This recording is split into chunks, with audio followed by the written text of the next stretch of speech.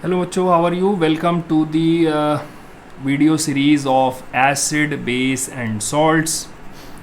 And in this lecture, we are going to discuss about the salts. So this is part 3 of that lecture, and we are going to talk about the salts. How are salts prepared? What are salts? Salts will contain a cation. Salts will contain a anion. Cation is known as the basic radical.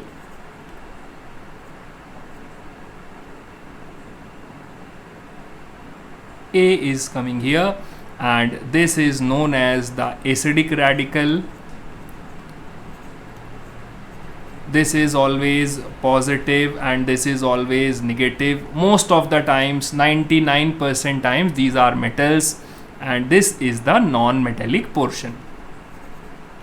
Now let us see how these salts are prepared. Salts are prepared by the reaction known as neutralization. Neutralization reaction से ही salt prepare होता है. तो neutralisation में क्या लाना पड़ेगा? एक एसिड लाना पड़ेगा, एक बेस लाना पड़ेगा, और ये रिएक्ट होकर के हमें मिल जाएगा सॉल्ट और हमें मिल जाएगा वाटर. अब देखो ज़रा, एसिड से हमें हमेशा दो चीज़ें मिलती हैं. एक मिलेगा H+ आयन और एक दूसरा आयन मिल जाता है. सपोज करो यहाँ से Cl की बात कर रहे हैं, मगर हम HCl एसिड की बात कर रहे हैं. और यहाँ से देखो, बेस में से हमें एक मिलेगा कैटायन और एक मिलेगा एनायन. तो ये समझ लो कि हम NaOH की बात कर रहे हैं. अब ये देखो, ये H वाला जो है, the H over here interacts with OH and forms the water. तो यहाँ पे H और OH एक दूसरे से रिएक्ट करते हैं, इसीलिए शायद इन्होंने इसको न्यूट्रलाइजेशन बोला है. और यहाँ बन जाएगा यहाँ पे हमारे पास NaCl + H2O. अब इस रिएक्शन को अगर देखो तो यहाँ पर जितने भी H हैं वो सारे के सारे हट गए. All the H have been removed and all the OH have been removed. इस टाइप ऑफ न्यूट्रलाइजेशन को हम कहते हैं न्यूट्रलाइजेशन, और उसके आगे एक वर्ड लगा लेते हैं कंप्लीट. तो ये कंप्लीट न्यूट्रलाइजेशन है. This is the complete neutralization. अब इसी का एक वेरिएशन देखते हैं. इसी रिएक्शन की एक वेरिएशन देखो. अगर तुमने यहाँ से एसिड ले रखा है H2SO4 और इसको तुम रिएक्ट करा रहे हो NaOH के साथ. अब देखो, अगर हम ये कहें कि इसका भी एक ही मॉलिक्यूल है और इसका भी एक ही मॉलिक्यूल है, तो ये देखो रिएक्शन कैसे होगी. यहाँ पर कितने OH हैं? एक OH है. यहाँ पर कितने H हैं? दो हैं. तो ये एक H को ही हटा पाएगा. यहाँ से ये कितने H हटा पाएगा? एक H को हटा पाएगा, बाकी को यहीं पर छोड़ने वाला है. तो ये बनेगा NaHSO4. तो जब भी हम देखें कि कोई भी न्यूट्रलाइजेशन का रिएक्शन हो जहाँ पर H या OH यहाँ पर छूट जाए, H and OH is left in this salt, this kind of neutralization is known as partial neutralization. This is known as partial neutralization. इसी रिएक्शन को अगर इस तरह से करते कि H2SO4 यहाँ लाते और यहाँ पर हम 2NaOH ले आते, तब क्या बन जाता? तब ये दो OH हैं और ये निकाल के इसमें से ये दो वाटर मॉलिक्यूल निकाल लेता और ये बन जाता Na2SO4. So this is again the part of complete neutralization. मतलब कि क्या है, न्यूट्रलाइजेशन में H और OH दोनों हट जाने चाहिए. H और OH हट जाने चाहिए, और ये न्यूट्रलाइजेशन रिएक्शन में ना एसिड में H बचना चाहिए ना OH में H बचना चाहिए. देखो, बड़ी सिंपल सी बात करें, neutralization is actually the reaction between H+ and OH-, और इससे क्या बन रहा? वाटर. अब देखो, क्योंकि जो एसिड का जो पार्ट है, कोई भी एसिड ले लो, जैसे तुमने HNO3 लिया, तो इसमें जो ये H है ये किसकी तलाश कर रहा है? ये तलाश कर रहा है किसी OH की. It is in search of the OH. और जैसे ही ये HOH मिला, ये H और OH दोनों एक दूसरे के साथ कुछ दोस्ती कर लेंगे, कुछ फ्रेंडशिप कर लेंगे, देखें ज़रा H2O, ये OH आया और ये आया, अब ये बचा क्या, यहाँ K बचा और NO3 बचा, तो जो बचा हुआ जो कंपाउंड है वही होता है हमारे लिए सॉल्ट। अब जो आर्हीनियस का कॉन्सेप्ट है सॉल्ट को स्टडी करने के लिए, तो ये जब किसी सॉल्ट को स्टडी करते हैं तो उसे in the form of aqueous solution में ही स्टडी करते थे। तो ये क्या करते थे, सारे के सारे सॉल्ट को पानी में डिज़ोल्व करते थे और उसके बाद उसके बारे में कुछ डिस्कशन वो कर लेते थे। तो जब किसी भी सॉल्ट को पानी में आप डिज़ोल्व करेंगे तो आपको साथ ये घटना हो जाएगी, this is known as salt hydrolysis. और सॉल्ट हाइड्रोलिसिस को अगर हम कहें just the opposite of neutralization, just the opposite of neutralization. इसमें क्या करना है, किसी भी सॉल्ट में अगर आप वाटर डालेंगे तो हमें उलट के क्या मिल जाना चाहिए, एसिड मिल जाना चाहिए और बेस मिल जाना चाहिए। अब पता नहीं मिलेगा कि नहीं, लेकिन टेक्निकली ये जो सॉल्ट हाइड्रोलिसिस का रिएक्शन है it is just the opposite of the neutralization reaction. चलो इसी वाले रिएक्शन को उल्टा करके देख लें कि अगर हम KNO3 में if we add KNO3 and we add water तो हमें ये मिलना चाहिए, बेस एसिड मिलना चाहिए HNO3 और KOH, क्योंकि कोई भी जो प्रोसेस होता है वो 2 वे चलना चाहिए, फॉरवर्ड एंड बैकवर्ड। अगर एसिड में बेस डालने से इधर जा रहा है तो सॉल्ट में ऐसा होना चाहिए, और ये बड़ा ही इम्पॉर्टेंट कॉन्सेप्ट बनेगा आगे। इस सॉल्ट हाइड्रोलिसिस के कॉन्सेप्ट को अगर हमको समझना है तो इसको हम लोग यहीं पर समझ लें। और देखो यहाँ पर मैं तुम लोगों को एक लिस्ट दे रहा हूँ साइड में, जो मैंने कहा याद करनी है तुम लोगों को। क्या चीज़ याद करनी है, 2 यार स्ट्रॉन्ग एसिड याद कर लो, चलो 3 कर लो। स्ट्रॉन्ग एसिड रखो HCl को, H2SO4 को और HNO3 को, इनको रखो स्ट्रॉन्ग एसिड। और इसके अलावा जितने भी एसिड आएँ उन सब को रख दो वीक एसिड के लिस्ट में। चलो अच्छा देखें, स्ट्रॉन्ग बेस हम लोग किसको मानेंगे, और ये 99% हमारा सही हो जाएगा NaOH, लेकिन हाँ 12th में शायद ना सही हो। NaOH और KOH को मानो स्ट्रॉन्ग बेस, और इसके अलावा जितने भी हैं उनको मानेंगे हम लोग वीक बेस। चलिए अच्छा ठीक है, अब इसी वाली बात को कर लें कि ये इतना कहानी क्यों बता रहे हैं। इतनी कहानी इसलिए बता रहे हैं कि अगर KNO3 का रिएक्शन किया है वाटर के साथ तो ये सॉल्ट हाइड्रोलिसिस है, सॉल्ट का रिएक्शन वाटर से हाइड्रोलिसिस, तो ये बनेगा KOH और HNO3। अरे इससे ये उल्टा है तो ऐसा बनना चाहिए। अच्छा आप बताओ KOH क्या है, स्ट्रॉन्ग है कि वीक है? KOH है स्ट्रॉन्ग बेस, बढ़िया हो गया, this is a strong base. और HNO3 क्या है, स्ट्रॉन्ग है कि वीक है? अरे वाह, ये तो स्ट्रॉन्ग एसिड नहीं लगा, this is a very strong acid. अब स्ट्रॉन्ग बेस और स्ट्रॉन्ग एसिड का सल्यूशन हमेशा क्या होगा, it will always be neutral, always neutral. अगर स्ट्रॉन्ग बेस है और स्ट्रॉन्ग एल्कली है तो हम खटाक से कह सकते हैं कि न्यूट्रल है। चलो आ जाओ कोई और सॉल्ट ले लें, let us say I will take NaCl। NaCl में अगर हमने वाटर डाला तो कौन सी बेस बनने वाली है, NaOH बनेगा, और Cl में HCl बनेगा। क्या है, स्ट्रॉन्ग बेस, ये क्या है, स्ट्रॉन्ग एसिड, इसका सल्यूशन कैसा होगा, न्यूट्रल। चलो अच्छा, यहीं पर एक सॉल्ट लेते हैं जिस तरह से हम लोग कह रहे थे, ये ले लेते हैं Na2CO3। NO2CO3 में अगर वाटर मिलाएंगे तो हमें कौन सी बेस मिलेगी, NaOH मिलेगा, और एसिड कौन सा मिलेगा, H2CO3। और ये कैसा बेस है, स्ट्रॉन्ग बेस है। ये कैसा एसिड है, वीक एसिड है। तो इसका सल्यूशन कैसा होगा, इसका सल्यूशन होगा बेसिक सल्यूशन। चलो अच्छा ये वाला देखो, सोडियम बाइकार्बोनेट। सोडियम बाइकार्बोनेट को वाटर में डिज़ोल्व कर लो, हमें क्या मिलेगा, NaOH, और हमें क्या मिलेगा, H2CO3। ये वाला ज़्यादा स्ट्रॉन्ग है, ये वाला वीक है, तो ये भी सल्यूशन हमारा कैसा होगा, बेसिक या एल्कलाइन। तो ये जो सॉल्ट हाइड्रोलिसिस का कॉन्सेप्ट है, इससे हम किसी भी सॉल्ट के सोल्यूशन का कुछ रफ आइडिया दे सकते हैं। ये क्वेश्चन आपके लिए इम्पॉर्टेंट है। कुछ इम्पॉर्टेंट बेसिक बातें सॉल्ट्स के ऊपर में ही हमको करनी थी। हाँ, हम लोग ये सॉल्ट्स वगैरह के बारे में बात कर रहे हैं, तो कुछ ऐसे रिएक्शंस हम लोग देखते हैं। Let us see the preparation of a few salts.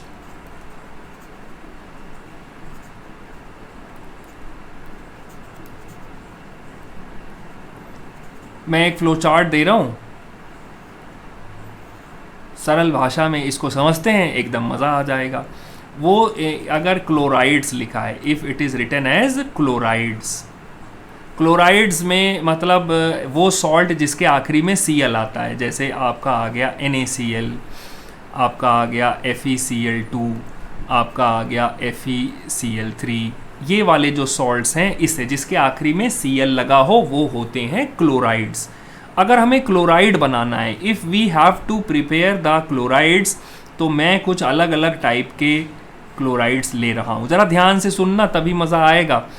तो इसको फ़िलहाल यहाँ काट देते हैं, इसको एकदम आखिरी में सीखेंगे, ये तो मैंने बता ही दिया है।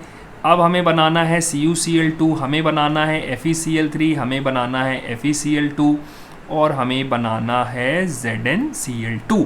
तो लगभग सारे टाइप के सॉल्ट्स हम लोग इसी में जान जाएंगे। अच्छा देखो, हमें बनाना है यहाँ पर ZnCl2। ZnCl2 बनाना चाह रहे हैं तो इधर एक एसिड ले लो, पहले डाइल्यूट HCl ले लो। Let us take dilute HCl। अब बात आ गई समझ में। और यहाँ पर अगर हम जिंक के साथ भी इसका रिएक्शन करें तो हमें ये वाली चीज़ मिल जाएगी। कैसे हमें पता चला? जिंक वैसे भी एक्टिव होता है, एक्टिविटी सीरीज़ में ऊपर होता है, और इस टाइप को हम कहते हैं सिंपल डिस्प्लेसमेंट रिएक्शन। तो क्लोराइड्स में जब भी हमें क्लोराइड का प्रिपरेशन हमसे पूछा जाए साइंस में, तो हम ये कह दें कि अगर ZnCl2 बनाना है तो जिंक तो ऊपर होता है, तो इस रिएक्शन से बना सकते हैं। ठीक हो गया। अच्छा, आप देखो कि हमें बनाना है FeCl2। We have to make the FeCl2, तो ये तो याद करना पड़ेगा। यहाँ पर फिर आ जाएगा हमारा डाइल्यूट HCl, और यहाँ हम ले लेंगे Fe और यहाँ लगाएंगे 2, और ये बन गया हमारा। अच्छा, FeCl3 इस मेथड से नहीं बनता है। FeCl3 नहीं बनेगा इससे, क्योंकि HCl की ये प्रॉपर्टी है कि वेरिएबल वैलेंसी वाला सॉल्ट है, तो लोअर वैलेंसी को यहाँ बनाता है। तो FeCl3 बनाने के लिए दूसरा तरीका है ये, Fe को रिएक्शन करवा दो क्लोरीन गैस से, हीट वगैरह कर दो, तो यहाँ पे 2 लगाना पड़ेगा, यहाँ पे 2 लगाना पड़ेगा, ये हो गया। और इस वाले मेथड को क्या कहते हैं? डायरेक्ट कॉम्बिनेशन कहते हैं। आप ऐसे बना सकते हो। तो क्लोराइड्स का बनाने का दूसरा तरीका क्या है? Direct combination. मैं एग्जांपल्स दे रहा हूँ, देखो तुम्हारा दिमाग जब चलेगा तभी इसको कर पाओगे। तो क्लोराइड्स के बनाने का सबसे बढ़िया तरीका आया सिंपल डिस्प्लेसमेंट, दूसरा तरीका हमने देखा डायरेक्ट कॉम्बिनेशन। अब देखो कि क्या न्यूट्रलाइजेशन से भी हम इसको बना सकते हैं? हाँ साहब, बिल्कुल बना सकते हैं। न्यूट्रलाइजेशन से क्यों नहीं बना सकते हैं? अब हमने कहा CuCl2 बना के लाओ। CuCl2 देखो सिंपल डिस्प्लेसमेंट से बना सकते हो क्या? नहीं बना पाओगे, क्योंकि एक्टिविटी सीरीज़ में वो नीचे है। तो हम लोग यहाँ पर न्यूट्रलाइजेशन रिएक्शन का सहारा लेंगे। न्यूट्रलाइजेशन देखो, न्यूट्रलाइजेशन में इधर बनाना है CuCl2, और इधर हमने ले लिया HCl, वो भी कौन सा वाला? डाइल्यूट। अब कॉपर को किस फॉर्म में लें कि ये रिएक्शन कर जाए? मेटेलिक ऑक्साइड ले लो। मेटेलिक ऑक्साइड क्या होते हैं? बेस। हमें क्या मिलेगा? CuCl2 मिलेगा, और साथ में हमें H2O मिल जाएगा। ये बढ़िया तरीका है। अच्छा देखो, NaCl अगर हमें यहाँ बनाना था, तो NaCl भी हम लोग इसी मेथड से बना सकते हैं। HCl प्लस NaOH, और ये बन गया हमारा वाटर। कोई दिक्कत? तो हमने 2 तरीके सीखे, सिंपल डिस्प्लेसमेंट, डायरेक्ट कॉम्बिनेशन, जिससे हम सॉल्ट्स बना सकते हैं। तो ये ज़रा क्लोराइड्स वाली बात अपने दिमाग में बैठा लो बढ़िया तरीके से। ठीक, आ जाओ आगे की बात करें। अब हम लोग कह रहे हैं कि हमें सल्फेट्स बनाने हैं। क्या बनाने हैं? We have to prepare the sulphates. चलो अच्छा सल्फेट्स बनवाते हैं तुम लोगों से। हमने बनाना है ZnSO4, हमें बनाना है CuSO4, यही आएगा ही आएगा। चलो अब देखो ZnSO4 बनाना है तो डायरेक्ट ऐसे बनाओ, जिंक प्लस डाइल्यूट H2SO4। क्या दिक्कत है इसमें? ZnSO4 बना लो, H2 गैस निकल के भाग चुकी रहेगी। सिंपल डिस्प्लेसमेंट करो, सिंपल डिस्प्लेसमेंट। कभी भी सवाल गलत नहीं होगा अगर ये इस तरीके से कर लिया तुम लोगों ने। अच्छा आ जाओ, कॉपर सल्फेट बनाना है तो जानते हो फिर कॉपर सल्फेट इस मेथड से नहीं बनेगा यार। कॉपर जो है नीचे होता है एक्टिविटी सीरीज़ में हाइड्रोजन के, तो ये रिएक्शन ही नहीं करता डाइल्यूट H2SO4 के साथ। तो भी हम डाइल्यूट H2SO4 तो रखेंगे ही यहाँ पे, ये रख दिया हमने डाइल्यूट H2SO4। फिर क्या करेंगे, कॉपर के लिए लाओ फिर कोई बेस, ये ले लिया हमने, मेटेलिक ऑक्साइड होता है, ये बेस है। तो एसिड बेस के साथ रिएक्शन करके सॉल्ट एंड वाटर यहाँ बना रहा है, बढ़िया हमको मिल गया। देखो ये तो इस तरीके से हमने सल्फेट्स को बना लिया। चलो आ जाओ, let us prepare the nitrates. Nitrates को भी हम इसी तरीके से प्रिपेयर करेंगे जैसा हमने ऊपर वाली बात रखी थी। Let us see the nitrates.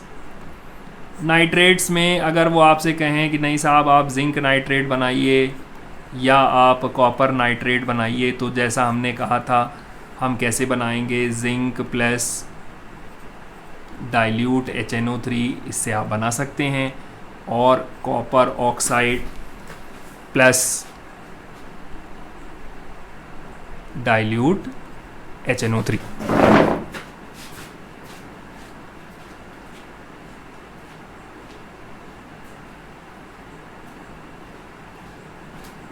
So this is how they can be made. I'm sorry, I'm back here. So this is simple, ये हो जाएगा आपसे। अब देखो कि अगर हमें कार्बोनेट्स बनाने हैं तो ये बड़ा इंटरेस्टिंग है, यहीं पर तुम लोग सारी गलतियां करते हो। कार्बोनेट्स में हम लोग क्या यूज़ करेंगे, जल्दी से देखें। कार्बोनेट्स में हम लोग यूज़ करेंगे प्रेसिपिटेशन रिएक्शन का, प्रेसिपिटेशन यूज़ करेंगे या डबल डिस्प्लेसमेंट, एक ही चीज़ होती है। अब देखो जरा सा ट्रिक देखो, किसी ने तुमसे कहा है कि तुम बना के लाओ ZnCO3। ZnCO3 में हम बिल्कुल सिंपल डिस्प्लेसमेंट नहीं करेंगे। H2CO3 नाम का कोई भी एसिडिक कंपाउंड हमारे लैब में प्रेजेंट नहीं होता है। वैसे भी ये एक वीक एसिड है, तो ये वीक एसिड के रिएक्शंस बड़े स्लो से होते हैं। तो हमने कहा साहब जिंक कार्बोनेट आपको बनाना है, तो आप ऐसा करिए, दो सोल्यूशन लीजिए। एक सोल्यूशन लीजिए Na2CO3 का एक्वस सोल्यूशन, और साथ में आप जिंक का नाइट्रेट हमको दे दीजिए, ये भी एक एक्वस सोल्यूशन है। दो एक्वस सोल्यूशन भिड़ेंगे और हमें मिल जाएगा NaNO3, और साथ में हमें मिल जाएगा ZnCO3। तो कार्बोनेट के लिए बच्चों हमेशा ध्यान रखना, prepare with the help of precipitation reaction और द डबल डिस्प्लेसमेंट रिएक्शन। अब इसको बहुत सारे बच्चे एग्ज़ाम में भी ऐसा लिखते हैं, जिंक प्लस H2CO3। तो ये H2CO3 तो एक काफ़ी वीक एसिड होता है, ये स्टोर ही नहीं होता लैब में, क्योंकि ये नॉर्मल कंडीशन में अगर बना भी लिया आपने तो ये डिकम्पोज करके इसमें से खुद ही CO2 निकल के भाग जाएगी, जैसा हीट होगा भाग जाएगी ये। तो ये एक इम्प्रैक्टिकल मेथड है, कॉपी पे पॉसिबल लग रहा है लेकिन ये इम्प्रैक्टिकल मेथड है जो करना बड़ा मुश्किल काम है। तो ये इम्प्रैक्टिकल मेथड है, इसको नहीं करेंगे, इसको करेंगे। कार्बोनेट्स को हमेशा इसी तरह से प्रिपेयर करना है। चलो आ जाओ, अगर हमसे कहें नहीं साहब आप सल्फाइड्स प्रिपेयर कर दीजिए, तो हमारे लिए तो बड़ा चुटकुला है। सल्फाइड्स में उसने कहा ZnS, तो बस कुछ नहीं करो, जिंक प्लस सल्फर को हीट कर दो, ZnS मिल जाएगा, डायरेक्ट कॉम्बिनेशन। तो हमने देखा कि प्रिपरेशन ऑफ सॉल्ट्स जो हम करते हैं, प्रिपरेशन ऑफ सॉल्ट्स को दो तरीके से करना है, पहला, दूसरा, तीसरा, 4 या 5 मेथड्स हम लोगों को लेने चाहिए। सबसे पहले है सिंपल डिस्प्लेसमेंट। किस टाइप के सॉल्ट्स इसमें प्रिपेयर आसानी से किए जा सकते हैं, ZnSO4 ZnCl2 हो गया आएगा। दूसरा हमें लेना चाहिए न्यूट्रलाइजेशन रिएक्शन। न्यूट्रलाइजेशन रिएक्शन के लिए बेस्ट कौन से सॉल्ट्स हैं, वो उन मेटल के सॉल्ट्स जो एक्टिविटी सीरीज़ में नीचे होते हैं, जैसे कॉपर के सॉल्ट हैं। और अभी हमने देखा था, एक मेथड देखा था बेटा, डायरेक्ट कॉम्बिनेशन। डायरेक्ट कॉम्बिनेशन में वो सॉल्ट्स बढ़िया हैं जिनके कंपाउंड्स नहीं होते हैं, जैसे ZnS या FeCl3, जो अब मेथड से नहीं बनाते हैं और कोई अच्छा भी नहीं है। इसके बाद हम लोगों ने एक मेथड देखा था प्रेसिपिटेशन, और प्रेसिपिटेशन को पक्का रखो हर बार कार्बोनेट्स के लिए। तो ये ज़रा प्रिपरेशन ऑफ सॉल्ट्स का लेक्चर चल रहा है तो ठीक हो गया। अब हम लोग यहाँ पर कुछ सॉल्ट्स के रिएक्शंस हम लोगों को याद भी करने चाहिए, जैसे कुछ ऐसे सॉल्ट्स होते हैं, यहीं पर हम बता दें, यहाँ पर सॉल्ट्स में 3-4 टाइप के क्वेश्चंस और भी आ रहे हैं। सॉल्ट्स में एक देखो, एक वो होता है हाइड्रेटेड सॉल्ट्स। हाइड्रेटेड सॉल्ट्स जैसे ब्लू विट्रियोल है, CuSO4.5H2O। ये 1 मॉलिक्यूल कॉपर सल्फेट क्या करता है, 5 मॉलिक्यूल्स ऑफ वाटर को चिपका लेता है, और इसी को बोलते हैं hydrated copper sulphate. This is known as hydrated copper sulphate, जब ऐसा लिखा हुआ है।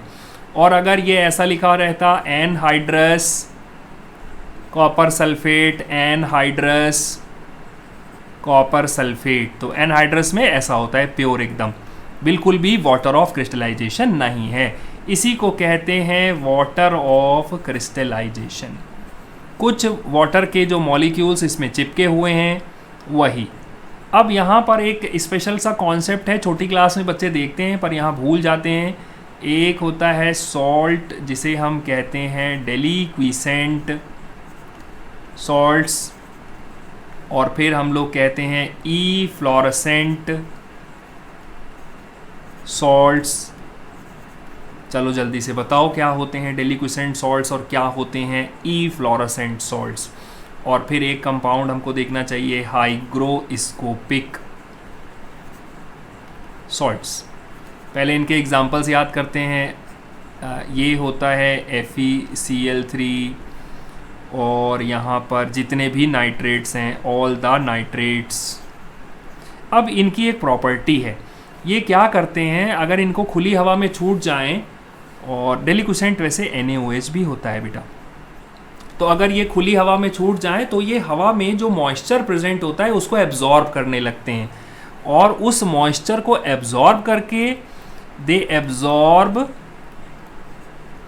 मॉइस्चर, और क्या बना लेते हैं, फॉर्म करते हैं सॉल्यूशंस को। ये सॉल्यूशंस बना लेते हैं, बहुत ज़्यादा पानी एब्जॉर्ब करेंगे। और इफ्लोरेसेंट सॉल्ट्स क्या करते हैं, efflorescent salts lose water of crystallization. तो ये इसके एग्जांपल्स क्या हैं, यही है जिसके पास हो, CuSO4.5H2O। और हाइग्रोस्कोपिक सब्सटेंसेस या सॉल्ट्स होते हैं, they absorb moisture, become wait, but solution is not formed. थोड़ा सा पानी एब्जॉर्ब करेंगे, सॉल्यूशन इज नॉट फॉर्म्ड। इतना पानी नहीं एब्जॉर्ब करते हैं कि ये वही अपना कमाल ख़राब कर दें। तो ये हाइग्रोस्कोपिक सॉल्ट्स और ये सब चीज़ें होती हैं। तो इसमें जैसे सिलिका जेल है, P2O5 है, कैल्शियम ऑक्साइड है, ये सारा चीज़ ये हाइग्रोस्कोपिक सॉल्ट्स होता है। I hope you must have enjoyed the series, और इसके बाद कुछ और भी लेक्चर्स आएंगे, यू वॉच देम। देखो क्या है कि सारे वीडियोस में वो सारी बातें किताब वाली नहीं होती हैं। इन वीडियोस को देखो, अपना कॉन्सेप्ट बेटा बिल्ड करो।